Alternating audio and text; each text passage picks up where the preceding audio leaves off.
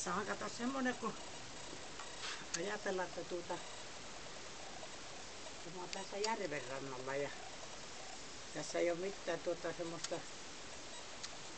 ei ole tunturia eikä mitään. Tuolla Lapissahan tämmösiä, niin kato, kun semmonen tunturi on molemmilla puolilla. Niin sitten siellä on tämmönen laakso siellä, niin sitten kun sieltä veet tulee sitten sieltä tuntureilta, niin ne tulee sitä, kato, tämmöstä laaksopohjaa, joka lähtee maat menee, niin jääpi ne kivet. Että olisiko tässäkin tapauksessa?